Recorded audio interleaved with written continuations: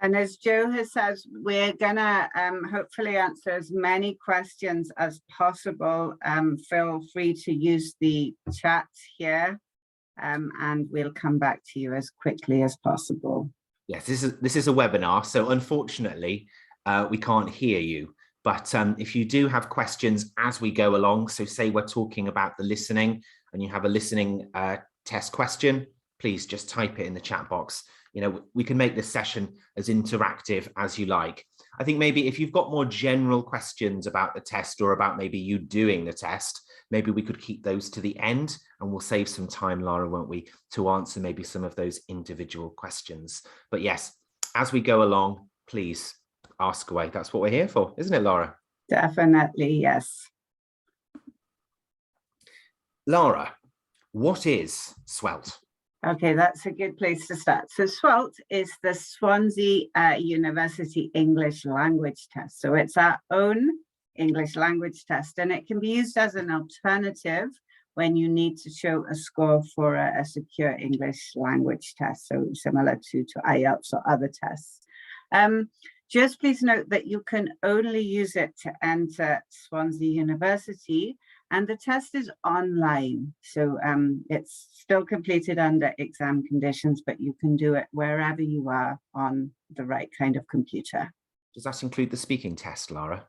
Yes, the speaking test is done by Zoom, so the whole thing is done remotely. Ah, excellent. Okay. And if I do the SWELT test to meet the English language requirements of my conditional Swansea offer, do I need to do an IELTS test or any other kind of test as well? No, you only need to do the SWELT. Okay, excellent. So I think we're going to talk just outline the papers very quickly, aren't we, Lara? And if people want information, you can use the QR code that's on here as well. Can you just quickly, Lara, if you can, outline the different components of the SWELT test?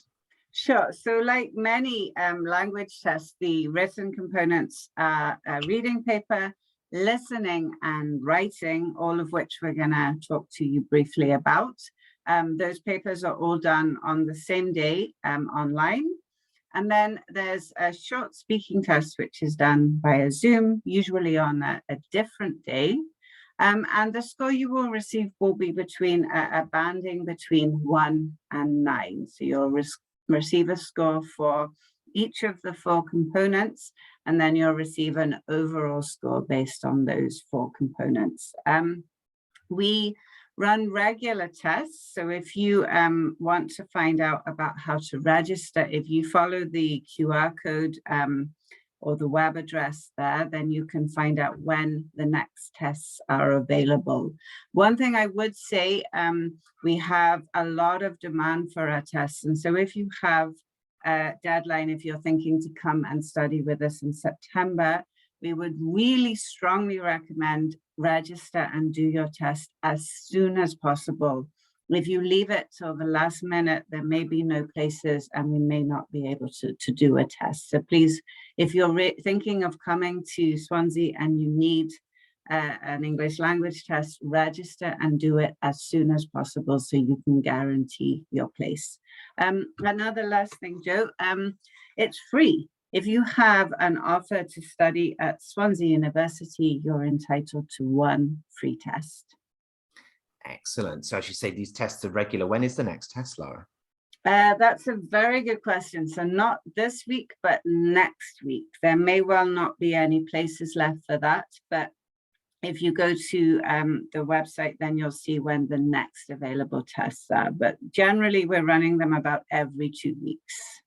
Brilliant. Everyone, I can see as well, there are some questions coming in. As I say, for the more general SWELT questions, happy to answer those, probably better near the end of the session, so we can use this time to tell you about the different parts of the test. But there's a few questions about recordings. I will upload the recordings of this week's webinars. Don't worry, just give me a little time and I will send you the links. Do not worry about that. Okay, yeah, the ones here I am going to leave and we'll answer them after, because I think we are actually going to answer some of these as we give more information. I think we will, yeah, but by all means put your questions there, because I sometimes forget my questions but when I start keep listening. So by all means put your questions down. So today's aims, we're going to talk about the different parts of the test, the different papers, answer your questions as we go along, and we're going to learn some tips and tricks about doing different parts of the test. We're actually going to practice a few parts. The reading paper. It's not really a paper now, it's online, is it, Lara? But could you tell us about the reading test? Okay, so yeah, key information here is it's 60 minutes long. In that time, you'll have 3 different texts, and so they're broadly academic. You don't need any specialist knowledge, but they will be of a roughly academic nature on different topics. You'll need to answer 40 questions in total, and your score will depend on how many correct answers you have out of 40, and then it's converted to a band between 1 and 9. Okay, excellent. 40 questions. 3 texts. It seems quite similar to some of the other reading exams people may have done then in that case. Are they about the same topic, Lara, the 3 texts? No, so they'll each be on a different topic. So they're not related to each other at all. So what one could potentially be about technology, for example, and the other could be about society. Exactly that. Okay, excellent. And lots of different question types here as well. Lara, if you could give one crucial piece of advice, what's the biggest tip you would give a SWELT candidate who was about to take the reading test? Okay, one piece of it, just one tip is really hard. I think my top tip would be to read the instructions. I know this is so basic and applies to any exam that we'll do, but the questions are often grouped together. So you may need to, for example, use a gap fill. So you may need to find one word from the text or a 2-word expression. So it's really important that you're looking for 1 word as opposed to 5. You may need to have a multiple answer. So you may need to choose 2 or 3 options. If you only choose 2 and you need 3, then you're not going to get that answer correct. So it's really important to read the instructions, not just for the test, but for each group of questions as well. I am just going to add one extra tip because I think this is something that many people struggle with. It seems like an awful lot to do this in 1 hour. It's absolutely fundamental that you use reading techniques, that you use skimming, that you use scanning, because you don't have time to read the whole text, think about it, and then go to each question. So you really need to use your time carefully and use reading techniques to get through it in the time you have. I have a couple of questions then, sort of looking at some of the questions we've got and thinking. I've got a blank piece of A4 paper here and a pen. Am I able to make notes during the test? Yes, you are. Before you start each part of the test, you're asked to do a room scan with your webcam. So exactly as you've just shown, you've got a blank piece of paper. You would need to show that it's blank. What you couldn't do, I don't know if you can see mine, if you did this would be a problem because there's obviously something written on my paper, yeah? So as long as you show that you have a blank piece of paper, then absolutely you can take notes and it may be useful for you to do that. So yes, you can bring paper, but we are under exam conditions as if you were sitting in a room with us doing an exam face-to-face. Exam rules apply, don't they, Lara? Exactly that. Also, it says in the question 1 word, only write 1 word. If I write 2 words and one of the words is correct, do I get the answer right? Unfortunately not. It's really, really important to do as you're asked. Follow the instructions. Brilliant. Also, if people want to have a practice, maybe to familiarize themselves with reading the instructions and some of the question types. I notice we've got a question here as well asking, is there a practice paper? Lara, can they practice before they take the test? Yes, this is an excellent question. They can absolutely, once you've registered for your SWELT, you need to just do a short pre-test, which is just a technical test to make sure that everything works on your computer and on your setup. Once you've done that, then you can access a practice paper for for reading, for listening, and for writing. So yeah, we really strongly recommend that you do that, because then you know what to expect. Brilliant. So hopefully I've answered that question as well. And the numbers are going up, which I'm very excited about as well. So if you've just joined us, welcome. We're just talking about the different elements of the SWELT test. Let's move on to listening. So can you tell us about the listening part of the test? Does this come directly after reading, Lara? Good question. So yes, usually we would do it in this order. Yeah. Okay. So yeah, main things, listening is 35 minutes. And in that time, you need to listen to 4 different recordings. So these may be dialogues with 2 or even 3 people speaking, or monologues, just one person speaking. So it could be like a mini lecture, or somebody presenting something on a radio program, for example. And like the reading, you'll have a range of different topics. So this could be anything from 2 students discussing going to the library, to somebody giving a lecture on organic farming. It could be any of those things. Like the reading also, you have 40 questions. And so in this case, 10 questions about each audio section. And again, the number of correct scores are converted to a band. I see the question types are quite similar to the reading in some ways. Would I be right there? Yes, absolutely. Similar question types. Again, absolutely fundamental to look at what you need to do here as well. Yeah. Okay, excellent. Go on, Laura. Yeah, go ahead. I was just going to say, can I give my top tip for listening as well? Do it. So some listening tests, maybe you need to just listen for a specific word, or this is a comprehension test. Yeah, so it's really, really important that not only are you listening for particular details about something somebody has said, but you need to have a general understanding of the whole audio as well. Yeah, so both the details, but the global understanding as well. Okay, excellent. How long roughly is the recording? I'm just wondering, is there time to listen again? We strongly recommend that you don't, because the most important thing is that you can answer all of the questions. Obviously, if you answer 3 sections really well, but don't answer the 4th section, your score isn't going to be very good. So it's designed really for you to listen once, but listen well, listen actively.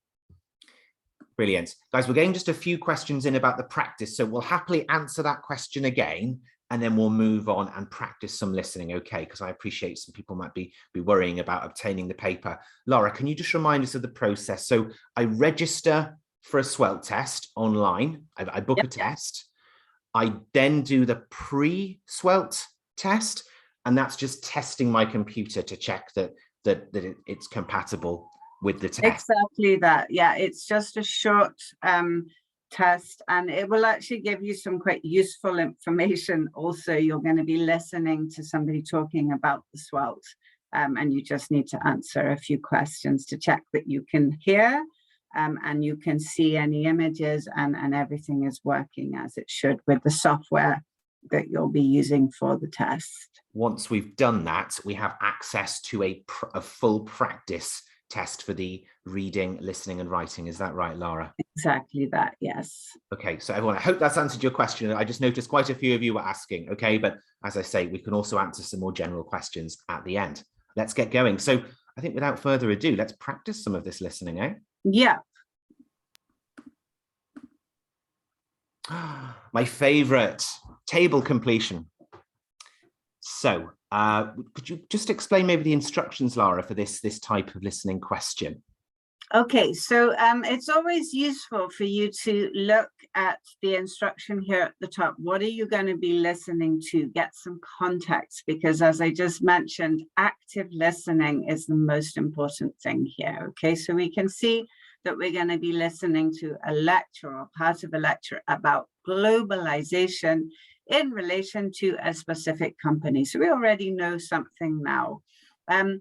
Before you listen, it's really important to, what am I listening for? Yeah, so when you see something like this, you can clearly see, we have a table of years and we have a list of events there as well. So before you listen to anything, have a look at the information and think about, what do I need to do? So look at the instructions. What do we need to do here, Joe? Fill in the gaps. Oh, how many words? How many words? One, not two, but one. So with a word or a number. Yeah, there are some places where I think a number might be more appropriate. Maybe we can talk about that later. Other points where it's probably going to be a word. Should we just have a practice, Lara? Shall we play the audio and let our candidates have a try? Yeah, before you do, let's just give them a very short time to just have a look and think about what might go in those gaps, okay? So if everybody can just think to yourself before, and then we can practice this active listening. So we kind of know to some extent what we're going to be listening for. Okay, so maybe just 30 seconds. Okay, so we will stay silent for 30 seconds while you look at the table and decide what will best fit the gaps.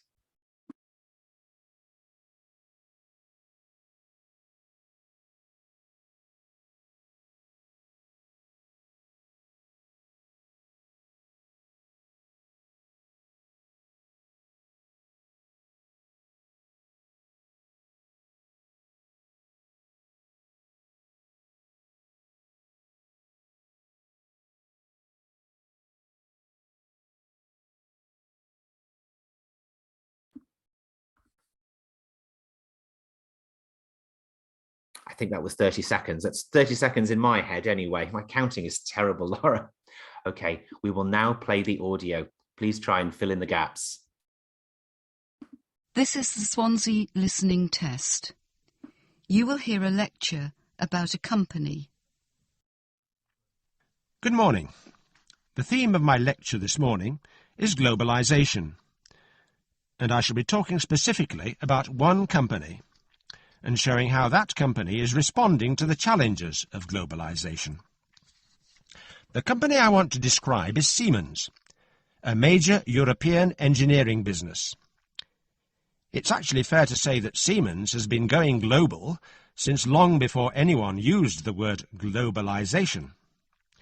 The firm's come a long way since it was founded by Werner von Siemens in Germany in 1847. He was one of the pioneers of the telegraph. He didn't exactly invent the telegraph, but he did invent a new improved system which used a needle to point to letters. Before that, telegraphy had relied on Morse code. Siemens was a family business during its early years, and the founder's younger brother, Carl Wilhelm Siemens, set up an office in London just 3 years after his brother started the firm in Germany. The next expansion abroad came soon afterwards, in the late 1850s, in Russia, where the company was building long-distance telegraph networks. Towards the end of the following decade, a major project carried out by Siemens was the first intercontinental telegraph line, which linked London to India. Siemens grew and diversified its activities within the broad field of electrical goods, which were emerging in the closing years of the 19th century. One of its most noteworthy projects came in 1881, in Godalming near London, where a Siemens AC alternator, driven by a watermill, was used to power the world's first street lighting using electricity.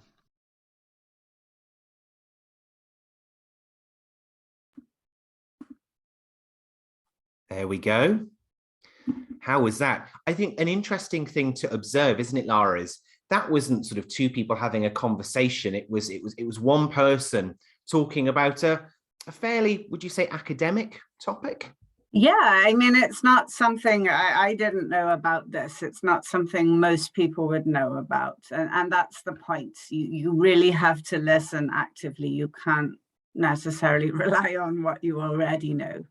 So one of the recordings might be a talk quite similar to this about an academic topic we might not be so familiar with. Might another one of the recordings perhaps be a conversation between two people? Yeah, absolutely. And it could be quite a normal conversation. You know, two students just arrived at the university talking about their experiences so far. Yeah, it could be any number of things. Yeah, so we're testing your listening in a variety of situations we think you will encounter when you come here. Absolutely that, yeah. This is the hello, there we go. Right, answers. Please, everyone, you can interact with us into the chat box. Oh, okay. Goodness me, congratulations. Everyone, if you can also type your answers. So 11, number 11, what do we think? Lara, do we think a word or a number? I'm thinking a word. Yeah, absolutely. Yeah. Letter seems to be very popular choice there. Yeah, okay. Yeah. Letters. So with an S. I always say when I do SWELT training with my students, don't forget the magic S. Sometimes is the answer more than one? Always ask that question. What about 12? Number or letter? What do we think? Well, here we've got a timeline, isn't it? Years. So I think it's going to be a year.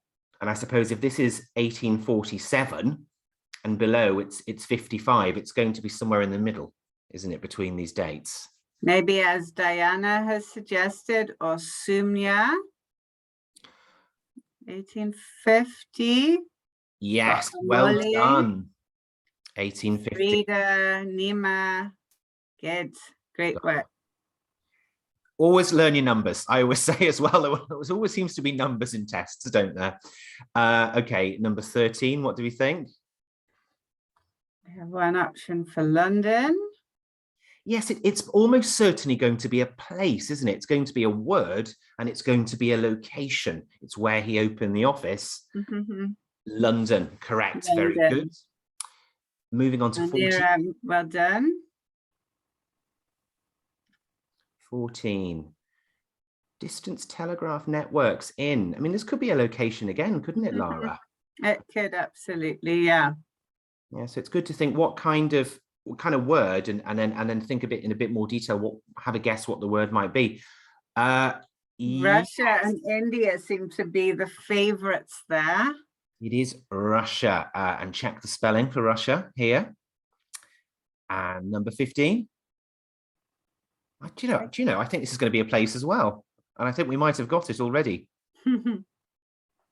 Yes, it is India. Don't forget capital letter for countries and cities in English. And 16. Okay, this is going to be some kind of thing, isn't it? Using something. So, yeah, definitely a word, isn't it? Okay, electricity. Yeah. Yes, very good. For street number 17. It's not going to be party, is it? But some kind of... I wish it was, and unfortunately it's not.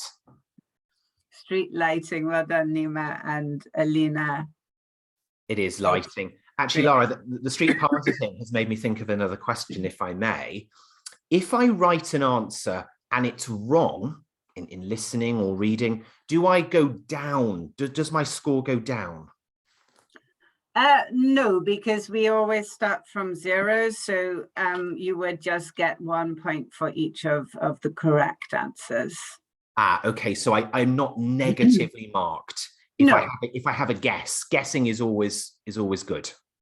I would absolutely say that that you should always try to answer all of the questions.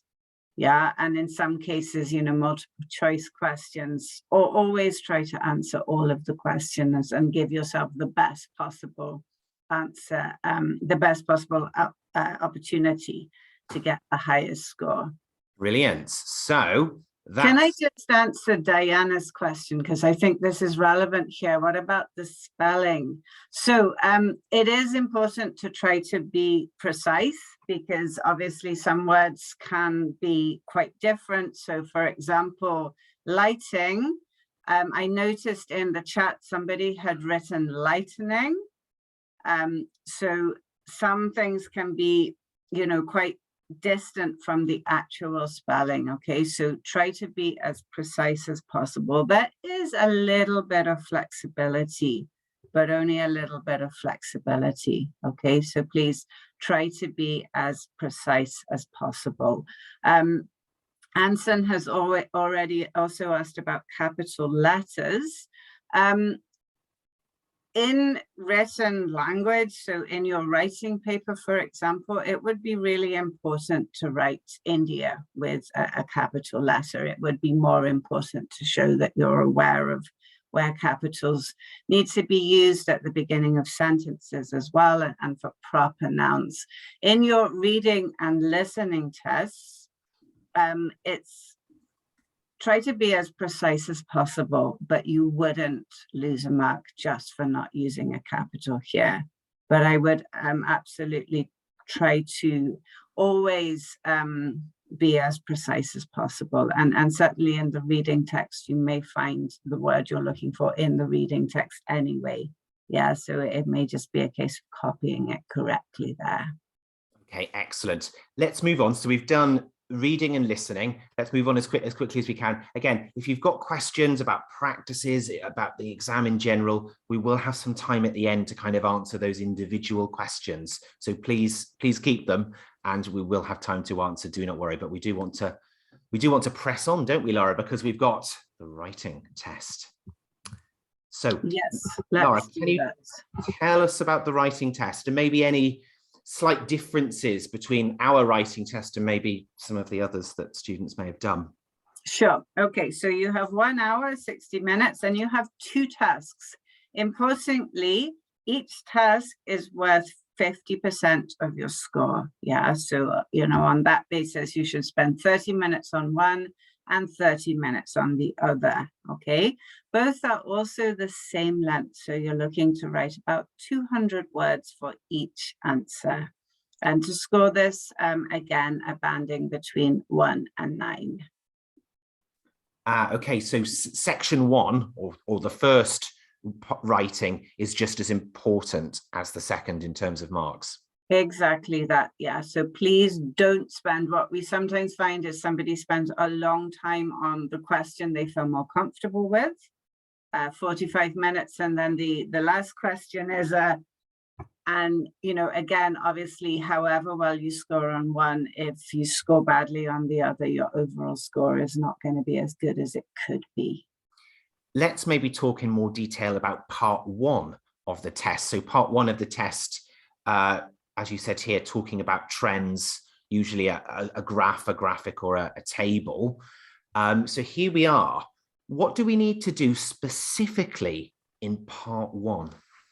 So part 1, you'll have some kind of visual prompt, similar maybe to some of the things we're showing you here. So it could be a pie chart, it could be, you know, any kind of data where you're always going to see something that is different, something that's the same, some kind of data, yeah? So you need to give an overview of these key trends, but you also need to refer to some specific data, yeah, whatever you decide is most important.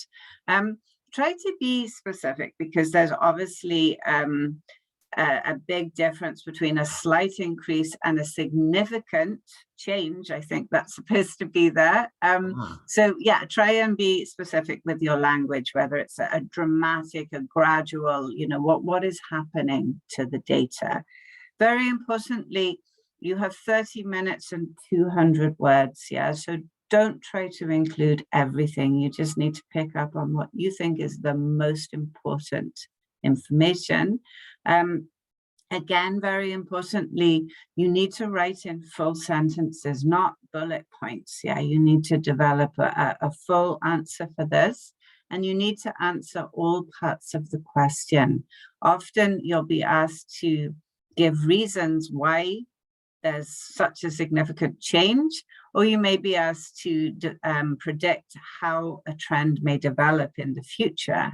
Yeah, so make sure that you look at the whole question and answer all parts of the question. I've annotated this, the teacher blood in me, because this can be a little bit different with the SWELT writing test compared to maybe some of the other language tests that you've done. It's not just about summarizing or outlining the trends, it's actually maybe explaining possible reasons for them. And I suppose, Lara, you would use your own knowledge to do that. Is that right? Yes, we're never expecting any specialist knowledge here. So it's just a logical guess. Yeah. So if we have a look at that energy production, we can see, what can we see here? Okay, so actually we can see, for example, that nuclear has gone up, yeah, between 1995 to 2005. Why? Why has it doubled? You know, possibly because some people believe it's a cleaner energy, possibly because it's become cheaper to produce nuclear power stations. You don't need to know exactly, but it's a good idea to use hedging language. So a possible reason could be, this might be because, yeah, so you don't need to know why, just think of logical reasons. Yeah, why might this be? Why could this be? Excellent. I'm just going to try and remove my, oh, I think my screen's frozen a bit there. Just bear with me, everyone. This happens when I annotate things. My computer doesn't like it. Bear with me. Going to come back now. It's never a perfect thing. I think we've all got used to these slight hitches with technology over the last few years there. But with a click of my magic fingers, let's have a look at a part 1 question specifically and have a look at those all important instructions. So here is an example of a question. So would you like me to read the question, Lara? Would that be helpful? Yeah, yeah, read it. Students at Margam Primary School in the UK were asked to choose their favourite subject. The bar chart shows the percentage of students who voted for each subject in both 2015 and 2020. Here we go. Describe the main trends and give possible reasons for the trends you describe. So there we go. You're asked to give the reasons. So Joe, if you were gonna think about the main trends, what would you say were the big differences? I'm frightened to draw on the slide, which I would have done before because my computer might crash. So you're going to have to go with my words. Did you say the biggest differences? Yeah, what would you write about? Thinking about what we just said, that you wouldn't need to write about everything and you shouldn't. What do you think is the most important information from this graph? As I think we've said in the blue box, and this wouldn't be included in the question, by the way, this is just our tip really. There's always big differences. There's always some significant change or difference between a group. So for example, here, if we compare the subjects, there's a significant difference between the number of students who preferred maths compared to sports. So that's what we'd call a big difference. But you've also got similarities. Similarities are just as important. Yeah. So I think here, maybe if we compare English between 2015 and 2020, we could say that a similar number of students enjoyed studying English at around 20% both years. That's actually really useful that you said around 20%. So this is an example of giving some specific data, because this gives us some kind of context then, you know, so how popular is English? Well, only around 20%. Again, If you had to, sorry, if you had to pick up on a possible reason for one of those trends, what might you say? why, okay, maybe why is maths significantly less popular than sports? Oh, goodness me. I think that math has traditionally been seen as boring. You know, perhaps people's parents felt the same way at school, and almost this attitude towards the subject has passed on, whereas sports has always been seen as more flexible and enjoyable. Something like that. Would that be okay? That is absolutely fine. Like we said, you don't need to know. I don't know. We don't know. Yeah, it's just what is a logical reason. You really put me on the spot there. Just as importantly as well is no change at all. Remember when those, I always say to my students, remember when those scientists were telling us about COVID, and every day we were looking at those graphs on the television. When things don't change, that is quite important. Yeah, if your illness is not getting better, or things aren't improving or decreasing, it's just as important. So again, I suppose English didn't really change that much, did it, between the 2 years? Yeah. So you could say maybe that's because nothing changed in the way they were teaching. And so, you know, the interest in it perhaps stayed the same. Just an answer to a quick question here. So you don't have to write about all of it. Yeah, it's really important when you look at the graph that you're given or the data that you're given, think about, you can write a very quick plan, even some quick notes. What am I going to talk about? Think about what is possible in the time that you have. Just comment on what you think is the most important information. So you would give some kind of overview before you go into the details. So just carefully select what you think is the most interesting, the most important information. Yeah, I think that's actually a really good point, because you've only got 200 words. There is no way you will be able to write about all of these trends. You're going to have to be really selective, because don't forget, you've got to give the reasons as well, so that there isn't much space, is there, Lara? No, so it's a good idea before you write, think about what you're going to comment on. Shall we? Yeah, let's have a look at task 2. So yeah, the important thing here is that task 2 is related to task 1. So in this case, we were talking about school subjects. And so you can see from the question, it's related to that as well. Yeah, so generally this is organized that there's some kind of background statement, as we can see here, and then a question you need to answer. And then here you can see different bullet points where you're asked to think about different aspects of this. And again, here, give your personal opinion. We're not asking you to have specialist knowledge here. What do you think?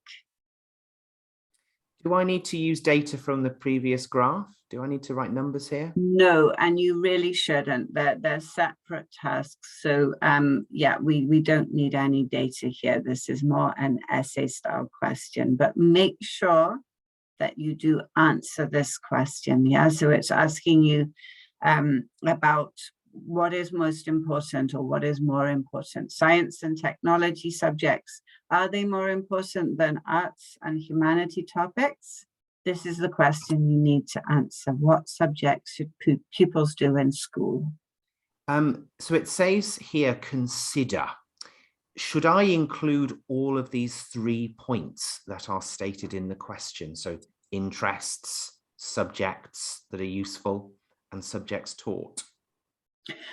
Yes, yeah, you should try to include something about each of these points, and remember to organize your answer as well, so that there would be some kind of general introduction, so we know what your essay is about, and then yeah, a comment on each of the points that we've asked you to consider here. But make sure that you do answer the question.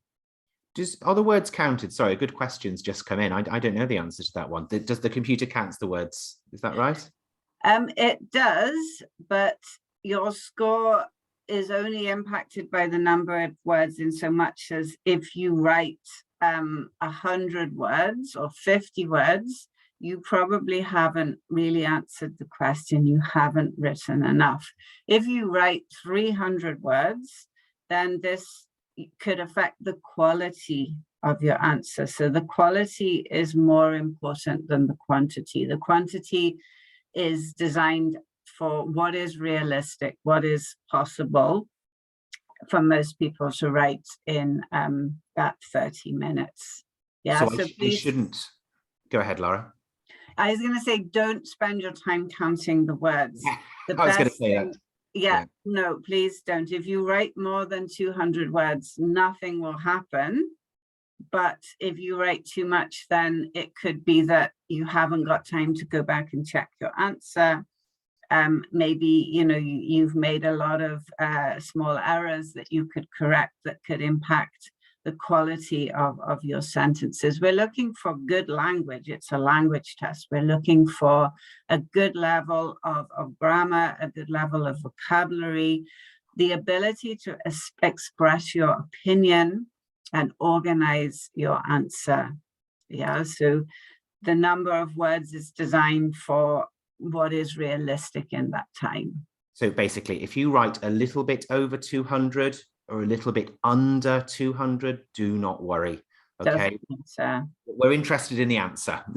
we're not going to be counting. So if it's as Laura said, if it's like 50 words, it's clearly not enough. If it's 300 words, it's clearly too much. And with the time, I don't even know how that's possible, really. But yeah, it does not have to be exactly 200 words. Please do not worry about that. Yeah, worry about your content and your language. Yeah. Yeah. Don't forget, it's a language test. I always say this to my students, you know, don't forget to show the language and the vocabulary and the grammar that you have. Just one more question, Laura. I mean, here the focus is what subjects should pupils do in school? So I'm guessing here I have to give my opinion. I'm basically giving a suggestion here, aren't I? Yes. Yeah, absolutely. Yeah, you're not being asked. When you go and study in the university, you'll be asked for lots of academic sources, you know, based on studies in this area. At the moment, we're just asking you to, what is your response to this? How do you feel about this?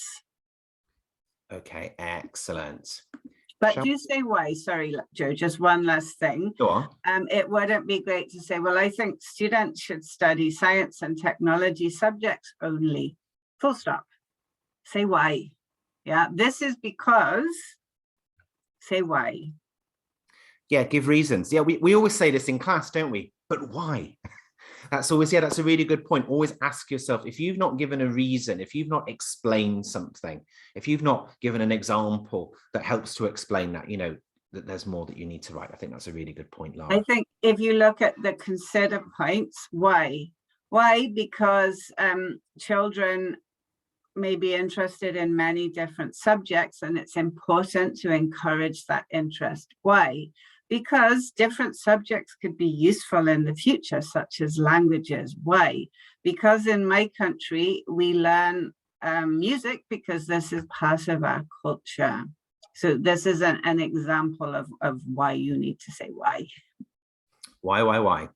Okay, let's move on because we haven't got too much time, but we need to include speaking because, as we know, it's everyone's favorite.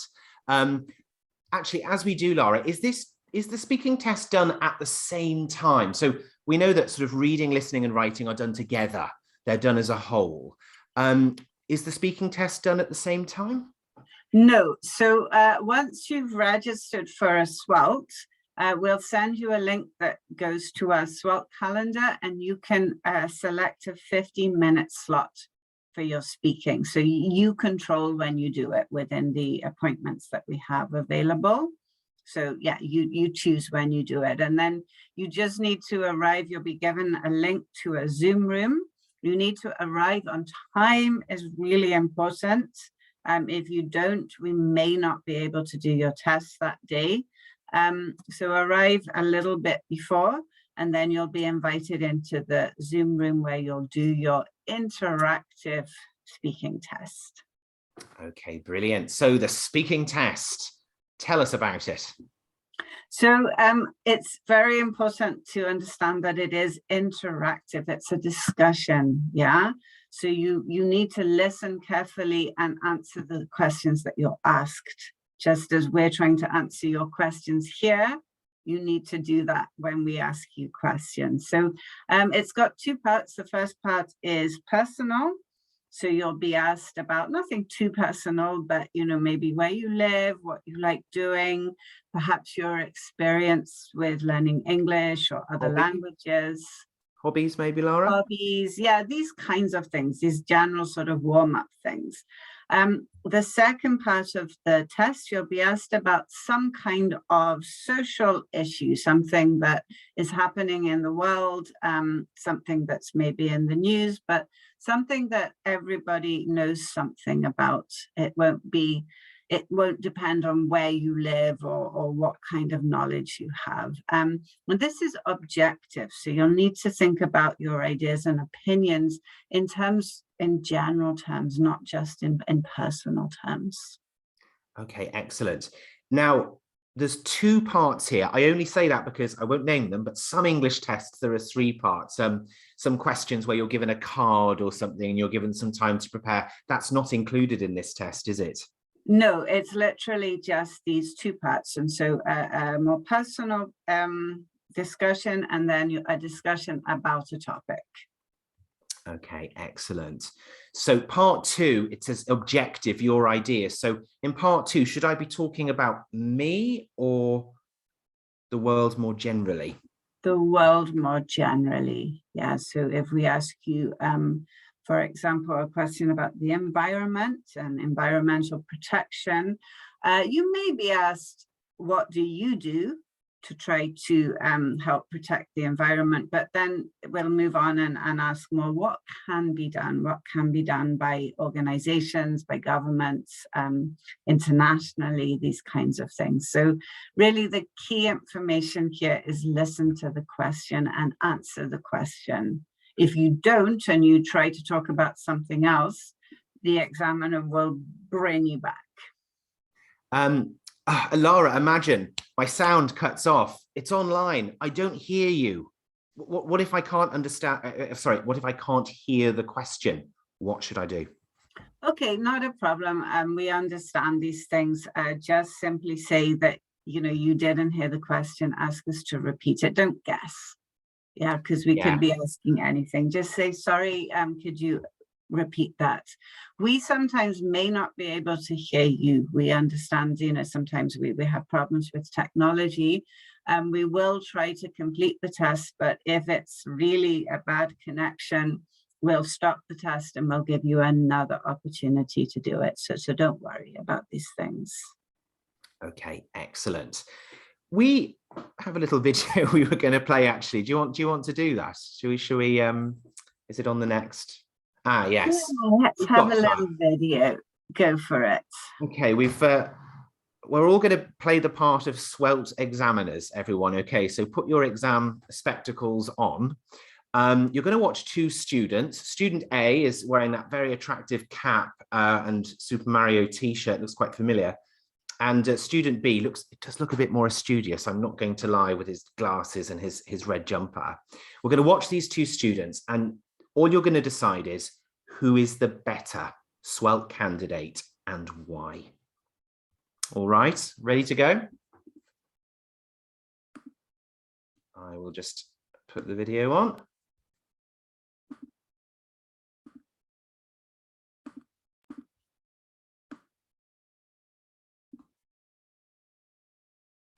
So first I'm going to ask you some questions about yourself, and I'd like you to answer as fully as possible. What? What do you like most about your hometown? There isn't too much to do. There are lots of shops, and I think there's one museum, but to be honest, it's more just a place. Shopping, travel, market. Do you like animals? I have a dog, and so I love dogs.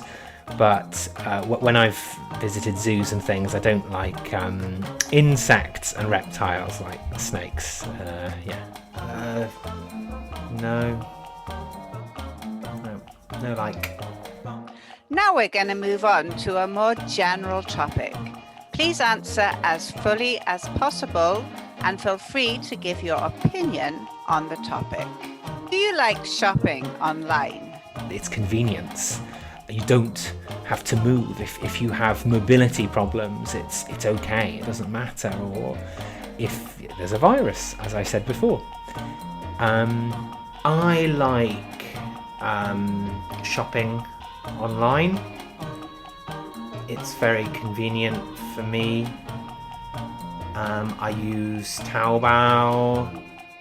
What are some of the disadvantages with shopping online?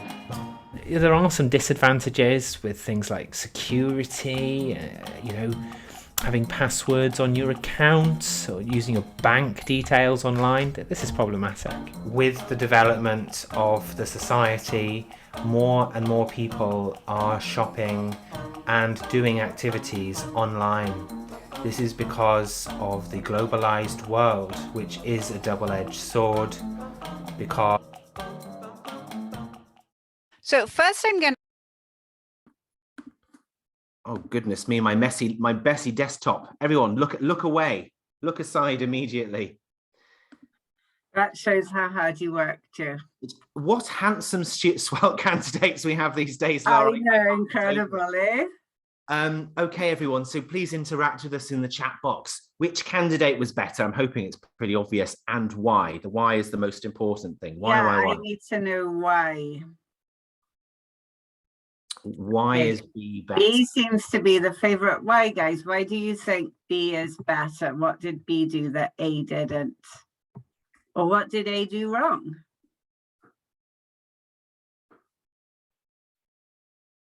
Okay, definitely the studious candidate. Was it because of the red jumper?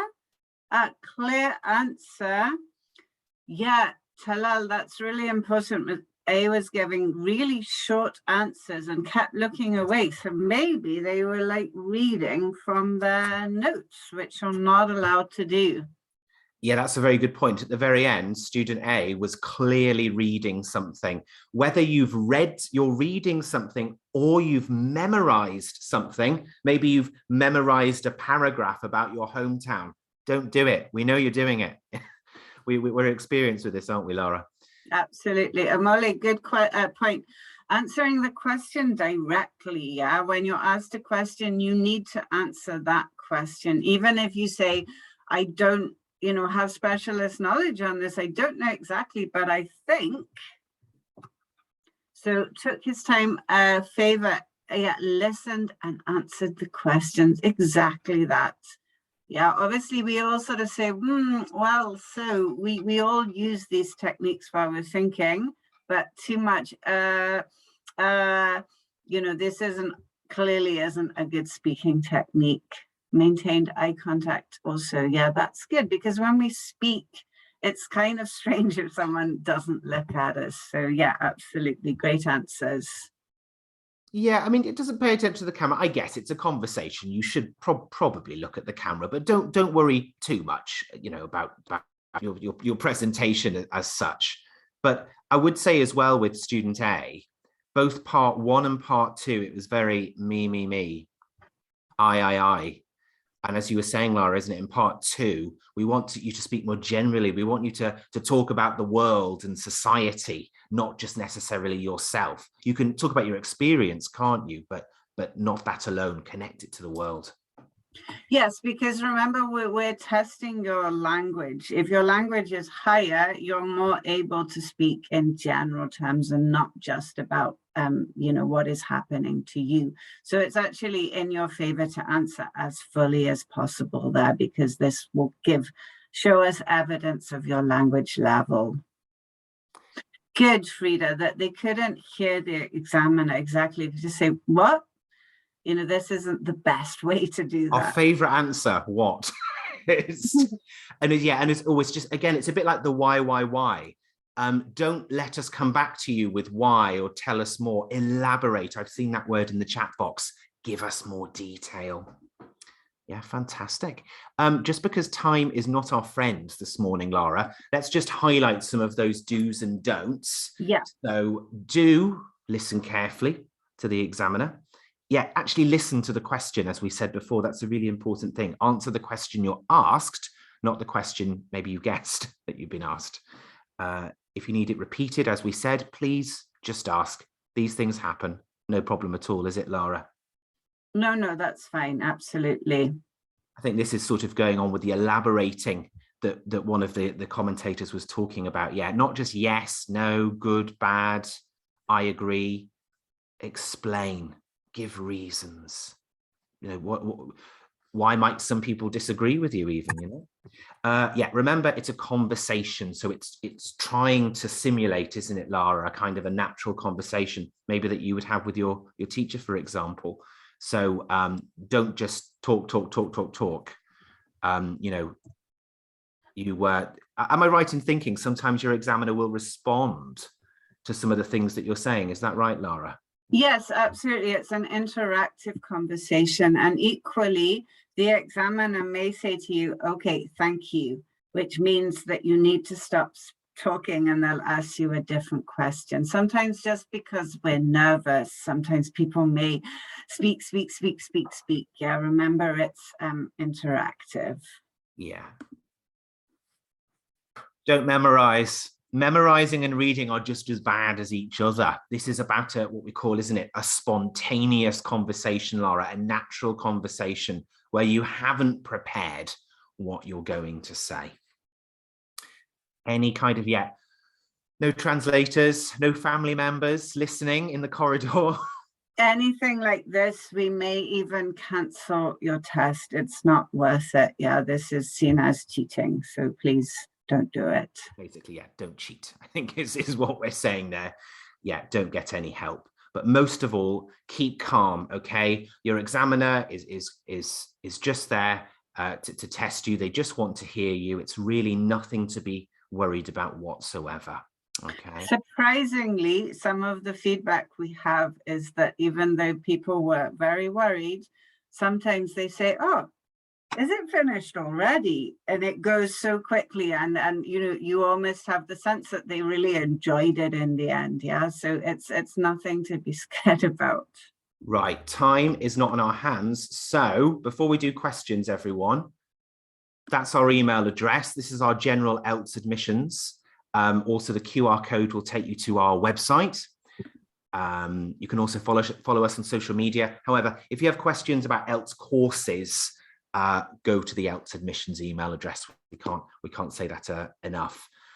This is also where you can book your SWELT test, again, if you follow that QR code to the website. I think it's 10 o'clock, but I'm happy to give a bit of extra time to answer some individual questions as long as you are, Lara. Would that be okay? Yeah, I'm going to start with, there seems to be a lot of questions still about the pretest, and some people here have already registered